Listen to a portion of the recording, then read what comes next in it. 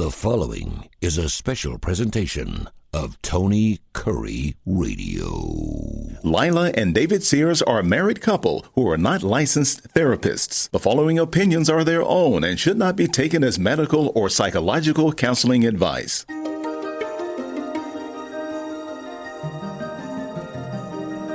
Relationships today face more challenges than at many times in recent history. Join married couple Lila and David Sears as they navigate the world of relationships in Empathy Ever After. Hello again, everyone, and welcome back after a prolonged absence to Empathy Ever After. I'm David Sears. And I'm Lila Sears. And we are a married couple. We are approaching our 18th anniversary in April of this year. Yes. Our marriage will be able to vote. I don't think it works that way. I think it should. We get an extra. We get an extra vote. We can say one of our cats. One of the cats gets to vote. One of the cats. I say little girl. She'd probably vote for herself. Dictator for life. Little girl. We are going to talk about a difficult subject. Lila will probably cry. I'll get choked up. But we have been away since August. I want to say either September or August was our last episode. Yeah. And that was when my father-in-law, Lila's stepfather, Steve Holsey, rest in peace, took a turn for the worse. And we had to focus more on him and my mother-in-law. And so today's episode is going to be about caring for and losing a parent. So trigger warning, if you've lost a parent and this subject is something you're not ready to get with, we're cool. That's why we're go ahead and talking with you right now before we get into the nitty gritty.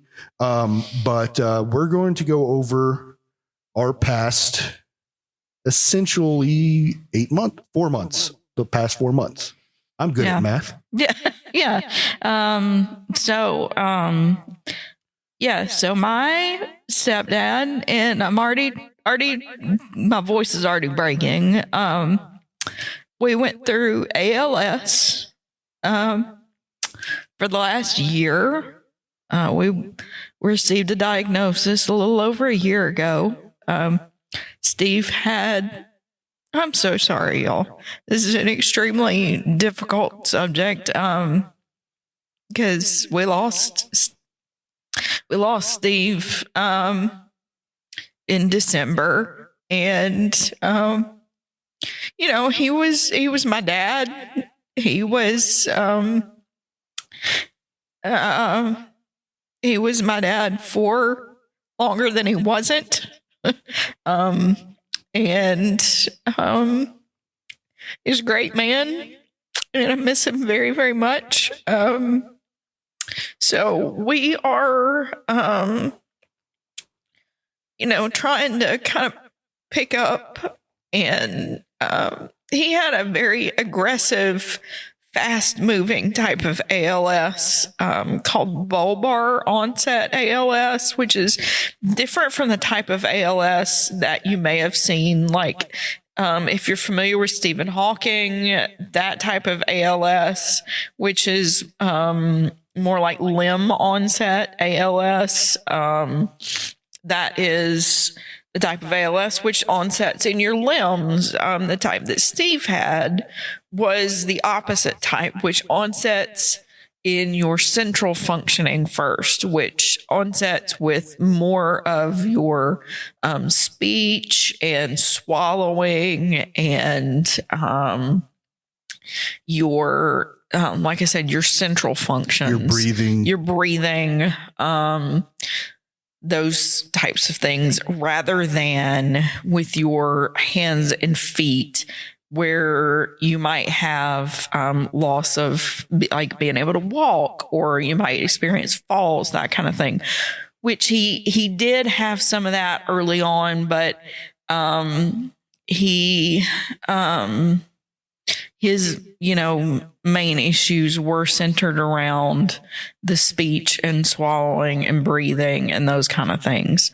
And it was a very rapid onset. And so that's what that's where we were. He would go for, at first it would be a couple months, and he would have sort of an episode where he would have a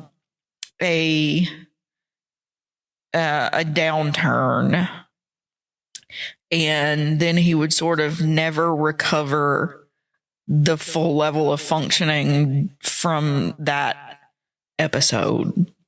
And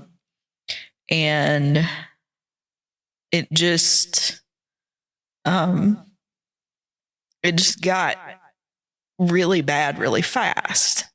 And the last 4 months, he really lost the ability to walk very quickly. He had to start using a walker. Then we had to go to a wheelchair.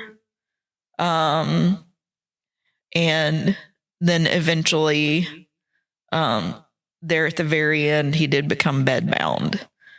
I will say that not everyone is going to have the kind of spouse that I have. And thank God.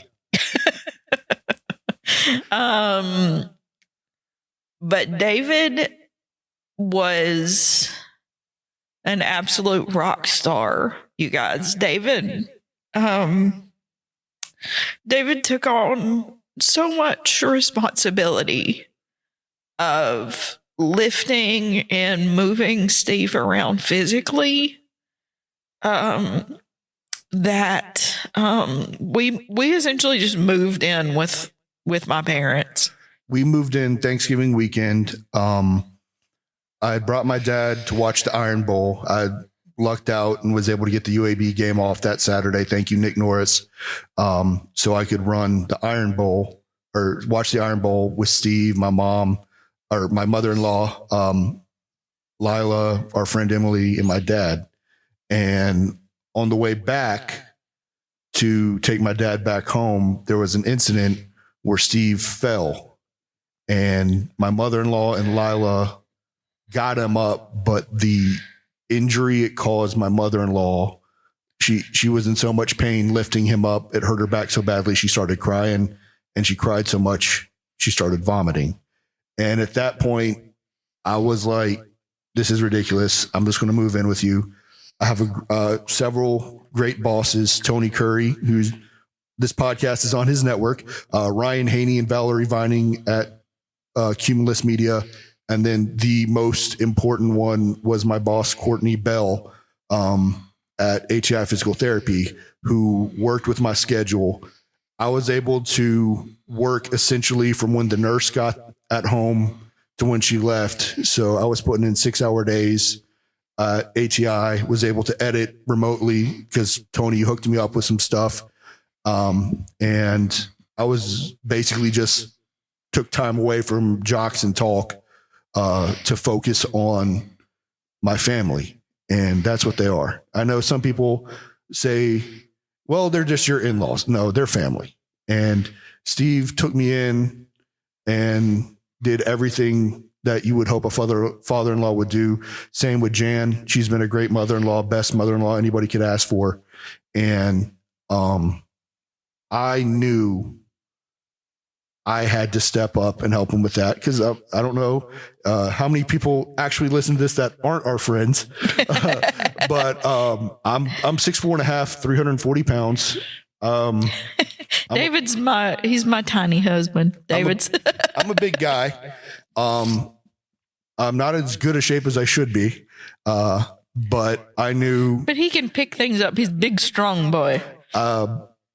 Steve had withered away so much to the point that he was about 150.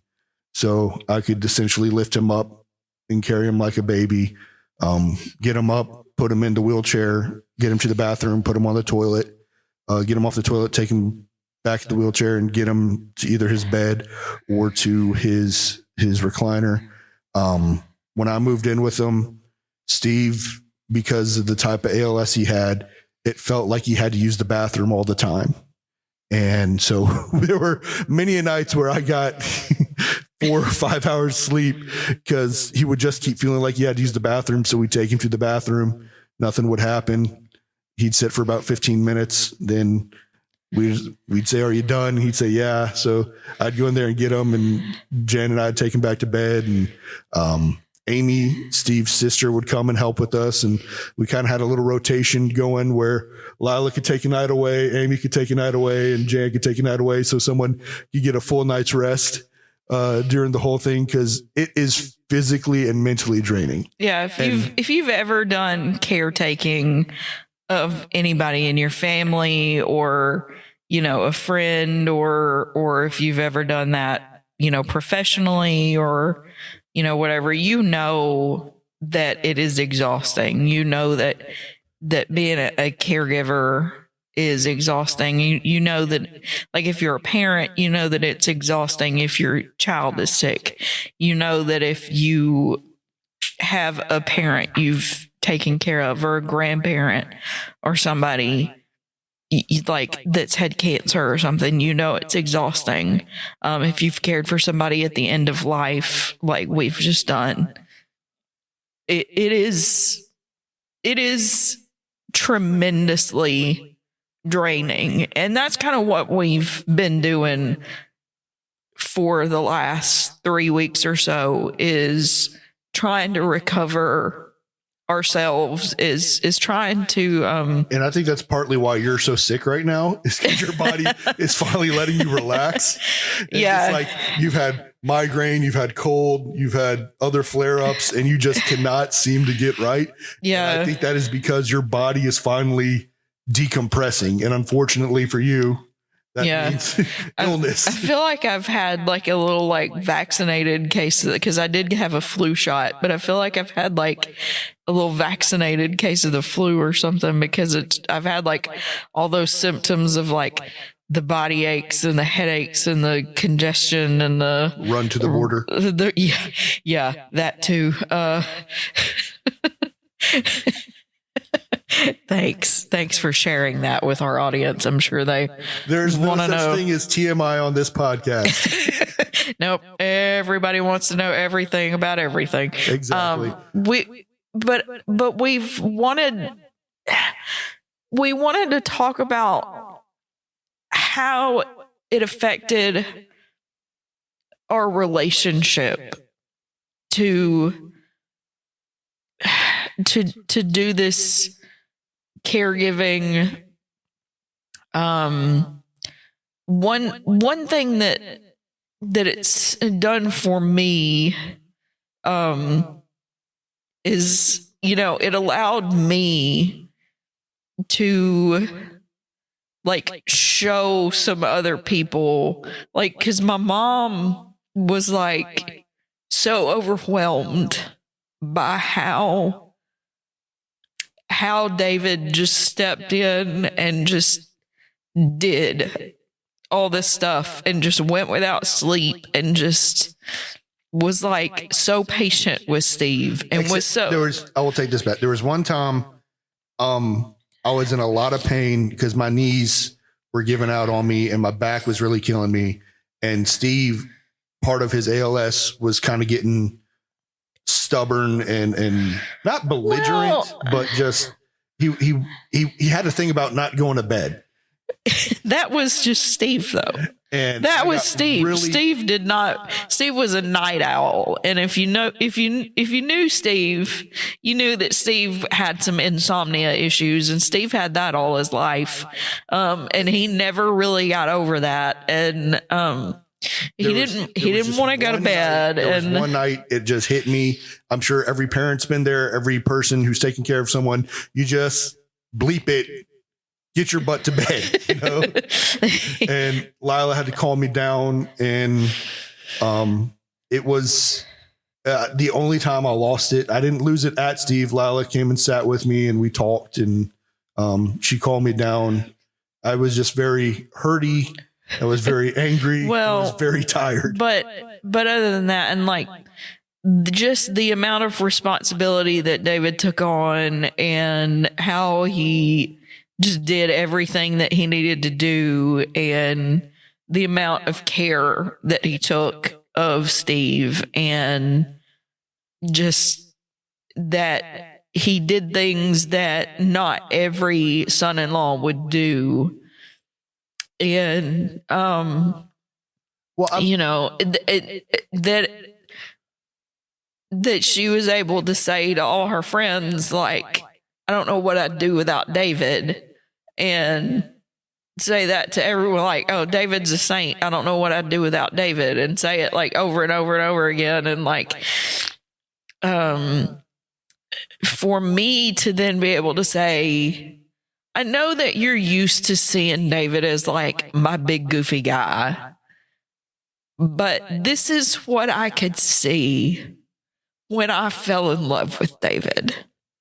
And I'm like, this is the heart that I see in David all the time. This is what I see. Like when I tell David I love you, like this is where I'm talking. And so that's like, you know, not your normal interaction with your partner. It's, to me, that part of it has helped me. It's Well, I will tell you why I did it. I love you and I want to do everything for you. And I really wanted to make it better.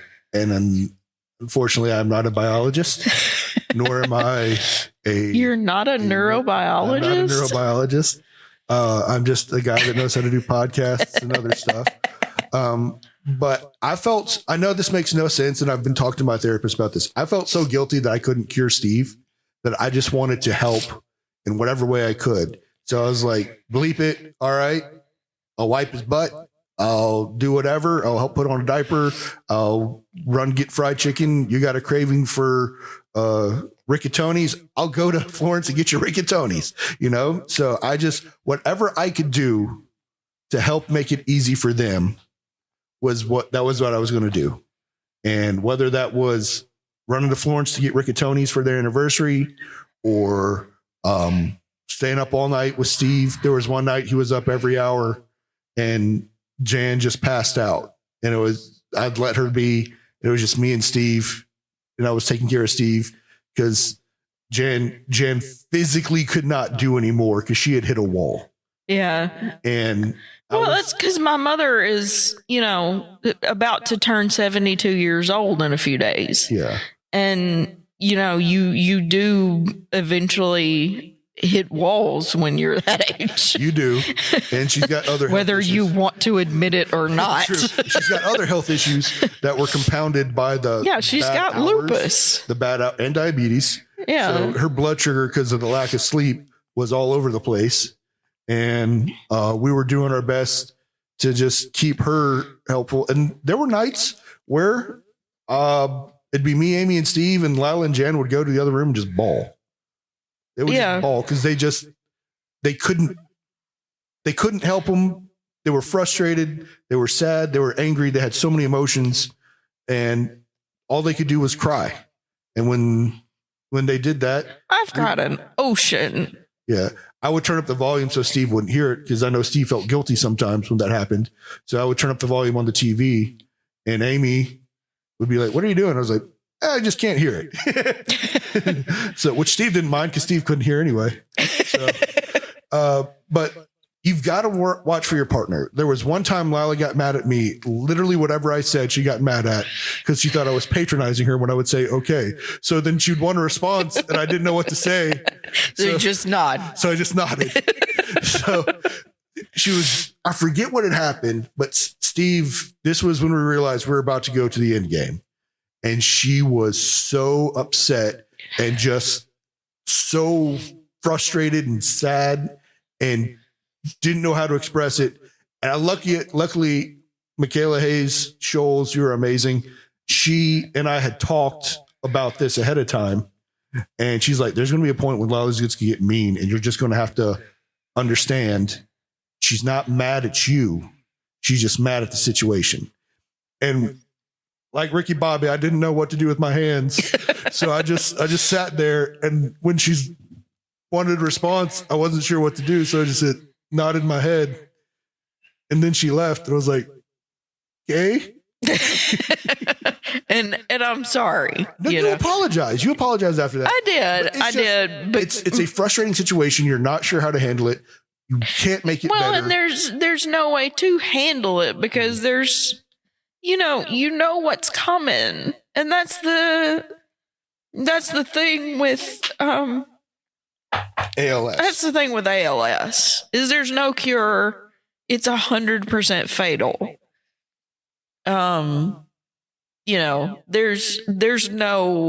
There's no good outcome. If somebody has ALS, they're going to die with ALS. And that is, we're just lucky that his heart was the thing that stopped. He just stopped. Well, he didn't get the aspirative pneumonia that we were worried about. Yeah, we were worried that he was gonna at some point get aspiration pneumonia, which was not what happened in the end. His diaphragm just stopped. It was a very long process, but his death was in the end very peaceful. And the hospice team we had. We had amazing hospice nurses. Misty and Sally. In particular, we're just great. And Carol, the house taker, our at home helper was just. And she called it when she left on Friday. She said he's gonna leave Sunday. And she'd stayed with enough people that she knew, that about how long that it would be. And we just, I'm sorry, my voice is not holding up to this, but it's raw. It's real. Oh, it's all good. But Lila was my priority. After that was Jan. Then it was Steve. I know you're like, why wouldn't Steve be the priority? I was like, Lila and Jan had Steve. They did the medicine. They did everything. I had minor stuff with Steve. I just had to lift and carry, occasionally clean them. But for the most part, my job was to do what they said. And no sassiness, just yes, ma'am, which Lila got tired of. I hate it when he ma'ams me. I'm not ma'am. I'm ma'am my boss who's younger than me. I'm I'm your wife. I ma'am the teenagers that come into the clinic. I am your wife. Still trying to figure out what the non-binary person. So I just have to say their name, which is really weird. Say yes. It's like, yes, drill sergeant. That's what I feel like when I say that. Yes, friend. But YouTube became my priority, keeping you functioning. There were nights when I was like, you need to go home. Your mom and I got it. You need to go to sleep without any interruptions. The nights when we were doing medicine every 2 hours were pretty rough too. Towards the end there, he was alternating some pain. Yeah, the pain meds and then the Ativan every 2 hours. And that Saturday night into Sunday morning, Lila and I did it. And when we got to the morning part, and Jan woke up, we're like, we're tapping out. We're going to grab some naps. So, and then Sally came over that morning and she's like, it's going to be today. Yeah. And she was like, it's time for me to stay and not leave now. And, if you are afraid of hospice, please don't be. Please don't be. If you have a loved one who could use hospice services, please don't be afraid of them because they are so wonderful at their jobs. The ones who are so good at it, and the ones who've been doing it for a really long time, in particular, they're special people. Oh my Because gosh. they see so much death, so much hurt, and they're able to comfort you. And during all they the can process. tell you every single thing that is going to happen in a way that makes it not scary. You know, when it happens, they can prepare you for things that are going to happen, because, you know, death doesn't happen just in a way that like it happens in the movies and that kind of stuff. It's just, It's a montage. yeah, It's a montage to get to death. it is. And it's just, I can't say enough good things about them. But anyway, back to our relationship and stuff about what we went through. I knew that I needed to be there for y'all. I knew necessarily y'all wouldn't be there for me, if you know what I mean. Y'all would be there, but y'all were just so focused on Steve and doing everything. My job was to make sure y'all were taken care of and y'all would take care of yourself. Because there were times when Jan would go hours without eating. She would just stay so focused on Steve.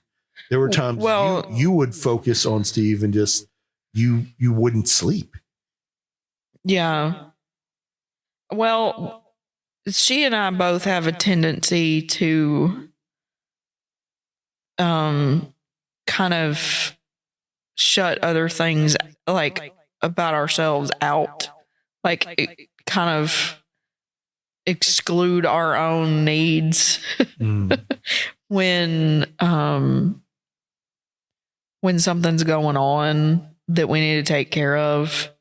And I'm a very touchy-feely person. And when Lila stresses out, is very shut down, don't touch me. So there was some little conflict there. Yeah. But I knew this was Lila shutting down because she's so stressed. I didn't take it as, oh, she hates me. And I had to remind myself of that. This is, you've known this about her since we've been married.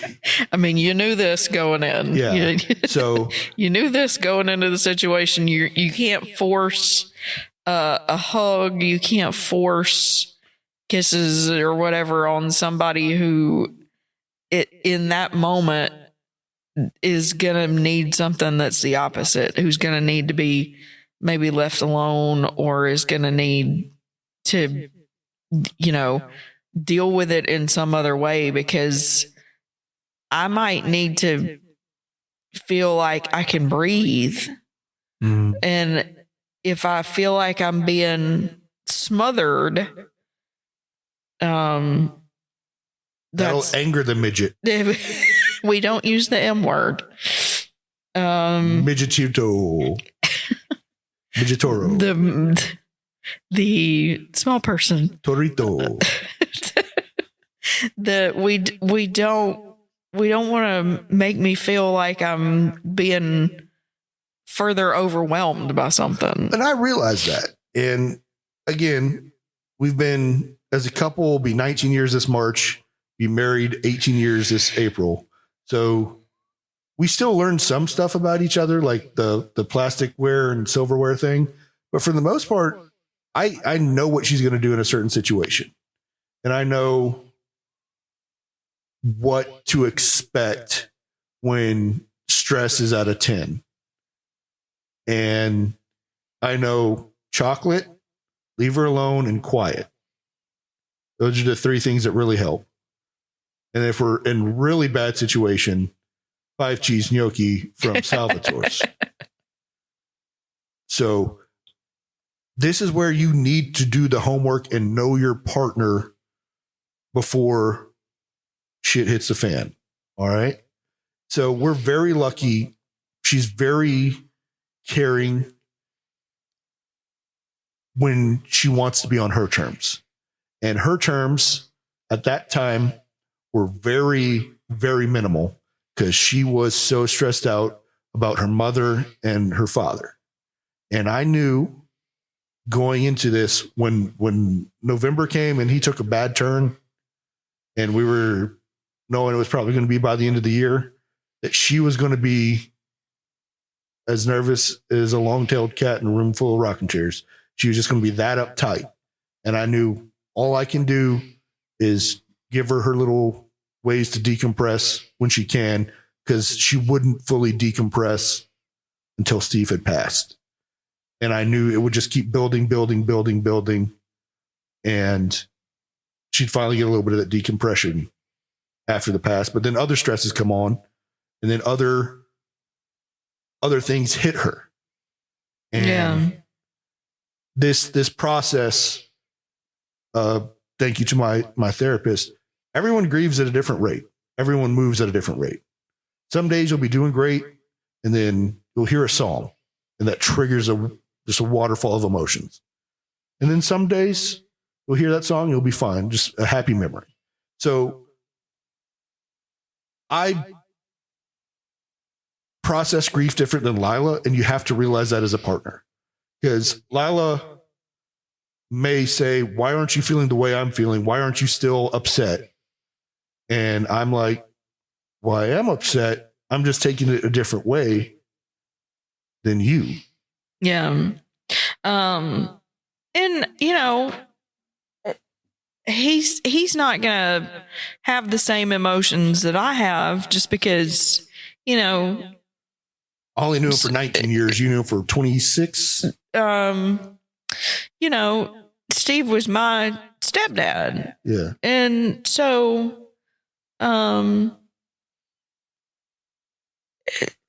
Steve was, you know, it was not the same relationship there.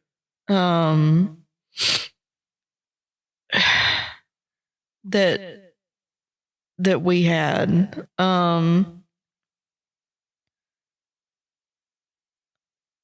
You know, he didn't introduce you to Lord of the Rings. No, my mom did. Yeah. So, you know, it was, you didn't. He didn't foster my love of the Beatles and George the way he did for you. Yeah. So, I mean, there was just a lot of, Now, he was my nerd buddy. yeah. We went to movies. When Monty Python gave their final performance, me, you, Dad, Steve, my dad, went to go see it at Patton Creek because we all enjoyed Python. Yeah. And I mean, we bonded over stuff. He and I bonded over our love for horrible movies. Well, We watched some really Monster Truck about a man. I had forgotten Monster Truck, but you're right. Man who's a monster that drives a monster truck and runs people over. You're right. And he would find the worst movies, and we would watch them. He was our own personal Dr. Forrester, but he enjoyed them with us. That was the thing. He watched them with us. He did. I mean, there are times when he and I, every time I look at Lila's ring, he helped me pick out the engagement ring and the wedding band. Mm-hmm. I had no clue about jewelry. He had one of the best eyes for jewelry ever. He had great taste in jewelry. My mom has some absolutely gorgeous jewelry that he bought her, and you know, that I know he didn't overpay for because he ussed them down. He did. You sure he's Italian? We'll talk about the DNA results later. But those are my memories of Steve and him helping me do that. And also he was a great husband to Jan, and getting to watch him and her interact I pick at you just as much as he picks at your mom. Well, he used to make up songs about her. I do that about you. I make up stories for you. You do. And he made up songs about mom. And he used to make up songs. He used to just make up lyrics about mom that would be to the tune of like church songs and stuff. But we each have different memories. Yes. And we each will process this a different way. And we have to understand we're each going to process this differently. And you have to understand your partner. That is their parent they lost. Yeah. And they have a different relationship with them than you do. And they have more years in it than you do. Yeah. And two, this is probably a woeful preview of how it will be when I lose my mother. Mm-hmm. Because you'll have to put me somewhere. Now I'm just going to give you a sedative. You'll have to institutionalize me when I lose my mother. Like, well, I mean, and we can get in your story about that, how your unique relationship with your mother, how it's essentially been you two for nearly 40 years now. Yeah. So, and I know how close she is to you. I know how, if something were to happen to you and you went before her, she'd be a mess and I'd have to take care of her. So I know you two have a unique bond, and I know you and Steve had a unique bond, and you're going to grieve. It may take you a year. It may hit you different moments. When their anniversary hits and the August birthday hits, when December 15th hits this year, I mean, it's going to hit you. And there'll be tiny moments where you'll get grief.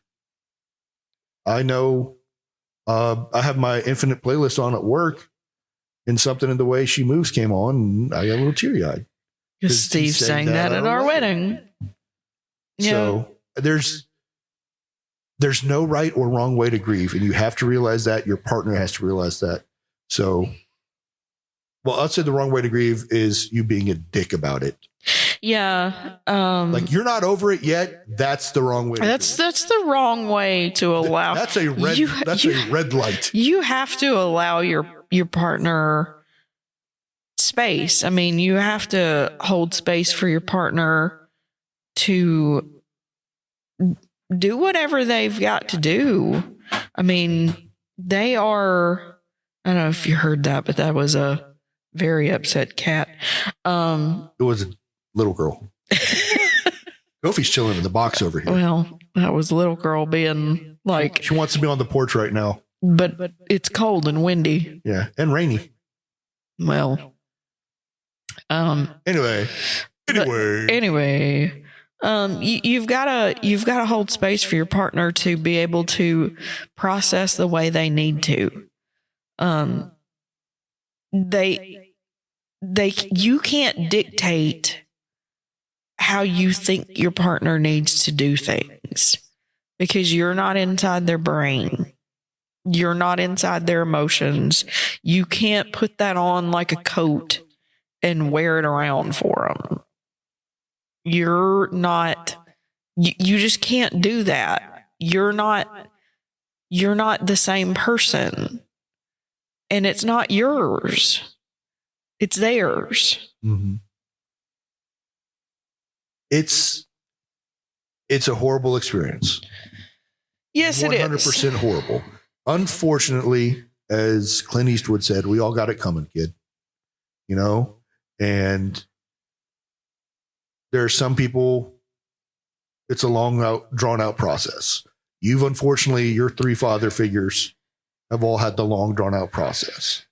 Yeah. And yeah, my father passed away when I was 6 years old after 3 heart transplants.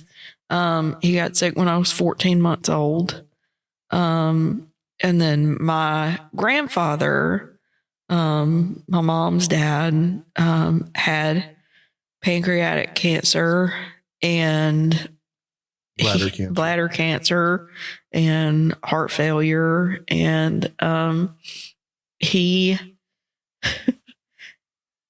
would tell you, well, I reckon aside from the cancer and heart failure, I'm doing all right. But he died after I was an adult. He died in 2010. He died in 2010. And then Steve died with ALS, a few weeks ago. And so it's been rough. On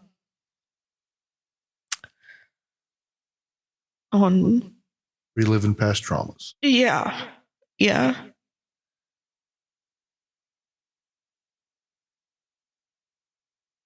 Reliving past traumas. And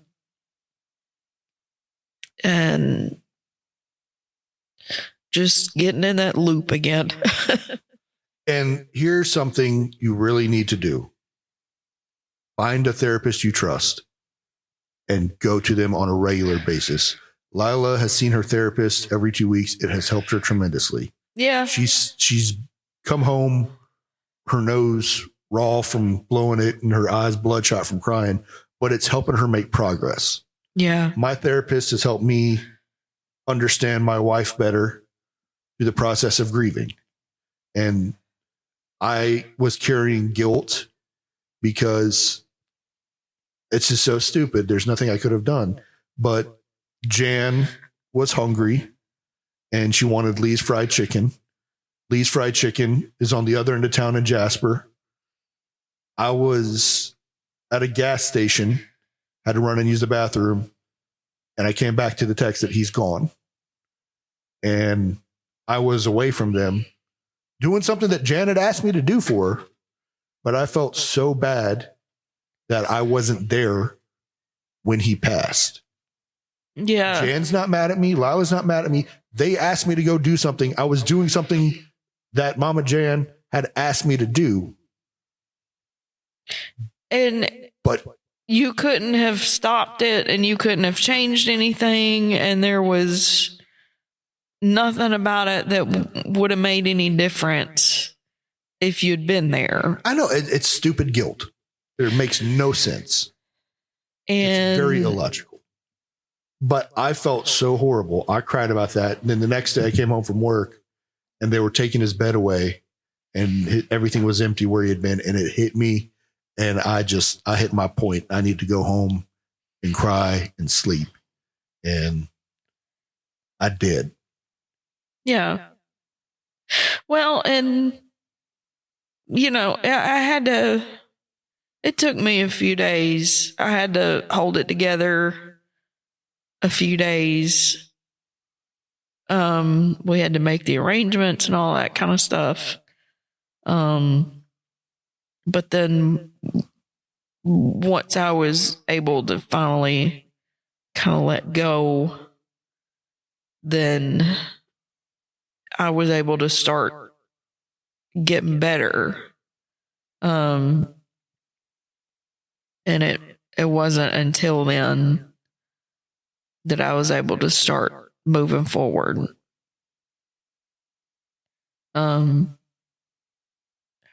It wasn't until I was able to really kind of feel like I had a big, breakthrough kind of, or a letdown kind of moment. Let the air out of the balloon. Let the air out of the balloon that I could start moving forward. And it's still going on. That balloon's still deflating. Yeah. Yeah. For sure. I'm just trying to let it deflate at its own rate instead of trying to push the air out, make it come out faster. And It's hard for me. I am very much a fixer. I want to help. Yeah. I want to fix. David wants to, I want to fix it. I want to fix it. I want to fix it. I want to make it better. I want to make it all right now. I want everything to be good in this moment. And that's not how it works. You can't fix it. You can't make it all be okay. There's not a wand to wave. There's not some, wrench you can turn or whatever to make it be, suddenly all okay. But you can do things to, you can't fix it, but you can do things to make it easier. Which are things like, read your partner and do the things that your partner needs, whether it is, if your partner is touchy-feely, cuddle with your partner. If your partner is more of, a don't touch me kind of person like I am, allowing your partner to have that space like David's doing. I've been watching lots of Mystery Science Theater 3000. And now I'm on to Farscape, which is an amazing show done by Jim Henson and the Jim Henson Company and the Sci-Fi Network back in the late 90s, early 2000s. Wildly underrated. It's very good. You don't think those are real puppets. You lose yourself. You do. You lose yourself in the idea that especially Rigel is a puppet. Yep. It's a great show. It is. Brian Henson helped create that. He did. Yeah. Anyway, but you have to help your partner. And this is part of going back to when you laid the foundation of your relationship. You have to be there for your partner, understand the way they work. Doesn't mean you understand it completely, but you have to have a good general outline. And if you are the partner who's grieving, don't be afraid to say what you need. Don't be afraid to say, look, I gotta have some space, or look, I need some cuddles, or look, I need some alone time, or look, I don't know what I need, but I need to decompress, or I need to let off some steam, or I need to get out of this house, or I need to talk, or I need to play a game of Scrabble, or I need to whatever watch it is. TikTok for an hour. I need to do something. Whatever it is that you feel like you need, it's okay to express that need. Because sometimes your partner may not just know, and it might be something that is out of the norm for you. It might be something that's completely, out of left field. It might be something that you might not have thought that you needed before. You might be somebody who's normally more introverted and you might feel like you need to get out, or you might be more extroverted and you might feel like you need some alone time. So, it's okay to just say whatever it is that you need. Yeah. Because there will be some things that I have no idea what you're thinking. And you're like an orange cat. Just pure chaos. No one knows what's going on inside that head. I'm glad I can keep your life a mystery. It is super, super serial. Yeah. I think the best thing you can do if your partner is the one that has lost their parent is understand you're never going to replace that. You can be there for them, but your relationship will never replace the relationship they had with their parents. No. Because your relationship's not meant to be the same thing. Mm-hmm. I remember my great grandmother being in her 80s and still missing her mother. Mm-hmm. Her mom. I don't think that if you have a good relationship with your parents, that you ever get over it. Mm-hmm. Even when my grandfather died, he saw his dad. And he was in his mid-80s. And his dad had died like before my mother was ever born. Like you never replace that. You don't get over it. Yeah. And I know that. I haven't lost my dad when I was so little. Like you don't fully get over it. You don't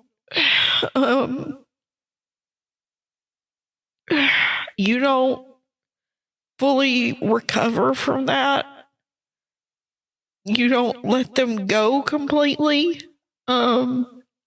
If you had that good relationship, there is something about them that will always be with you.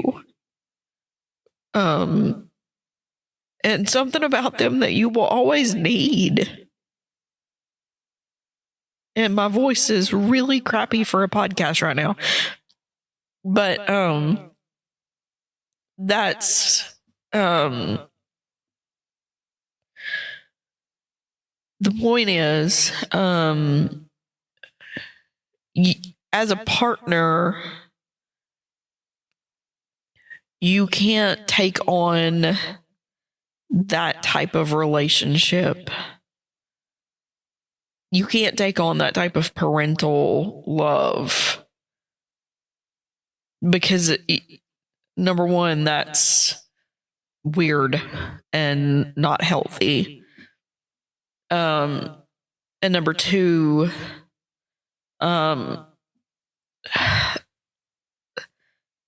that gets into, a whole area of, trying to crowd somebody out of your heart. Mm-hmm. And you just can't do that. Well, I think that's a good stopping point. I don't know if your voice could go another 10 minutes. Probably not. Well, I am David. You can follow me on social media on X/Twitter at David Sears 75, on Instagram David Sears 1982, and on Threads at David Sears 1982. Lila, where can they find you? That's a really good question. You're Lila Gale 80. I'm Lila Gale 80 on Threads, and I think on Instagram as well. Yes. Because I've tagged you with some memes and sent you memes. Yes. I'm the meme king. And I'm Lila G Cat Mama on TikTok. All right. This has been a very real and very emotional episode. We're going to try to get back to a weekly podcast thing. Got some topics we never really got into, but we'll get into. Thanks for hanging with us. Thanks for hanging in there. Thanks for coming back. And Lila? Be kind to yourself and to your partner. This has been a special presentation of Tony Kurre Radio.